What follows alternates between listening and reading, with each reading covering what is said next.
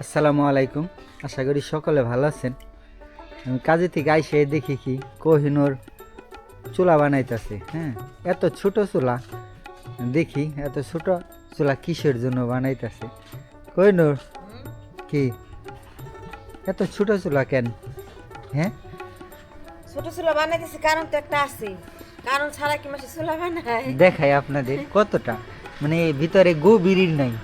এটা কি নিচে কি দিছ? এটা নিচে একটা স্টিলের একটা বল দিছি ছোট। স্টিলের বল, এত ছোট, অল্প কিছু রাঁধতে পারবা, মানে খরচুবা ভরে দেবো।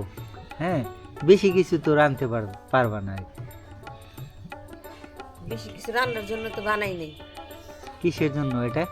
কারণ তো একটা আছে, কারণ ছাড়া কি চুলা বানাইছি। এটা মনে করো যে এটাতে পোলাপানে জুলা বাতি খেললো হ্যাঁ, বাগনেরাইয়া। আমি মাঝে মাঝে মনে করো খেলা করলাম ওগুলো দিয়ে।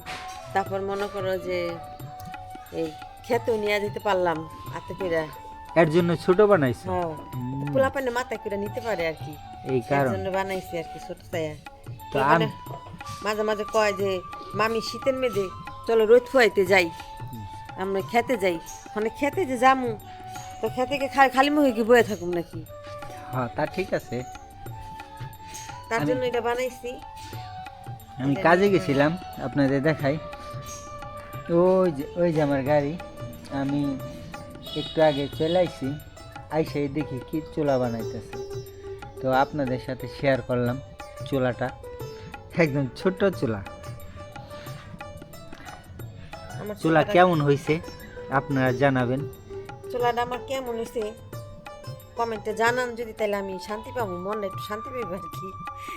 কষ্ট করে বানাইছি তো, আপনাকে একটু মানে কইলে আর কি ভাল লাগে আর কি। দেখ হয়ে গেছে গা, এখন হয়ে গেছে গা। এই তো আর একটু হয়ে গেলে- লেপা দেবো। হয়ে গেলে রে। আঠাইলা মাটি তো যত লাড়ি এতই ভাল লাগে।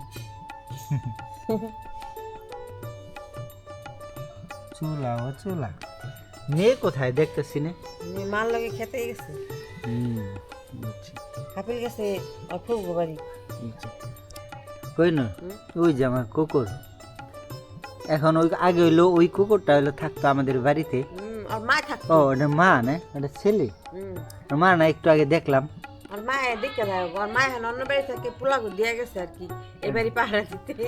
হ্যাঁ হ্যাঁ, মা থাকতো এই জায়গায়, ছেলেরা মানে অন্য অন্য জায়গায় থাকতো। এখন ছেলে ওইটা আমাদের বাড়ি থাকে, আর মা থাকে অন্য জায়গায়।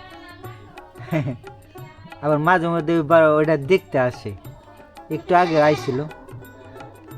নামাজ পড়ি গাজন দিয়ে দিছে। তো এই ভিডিওটা বেশি বড় করলাম না, এই পর্যন্তই। খুদা হাফেজ।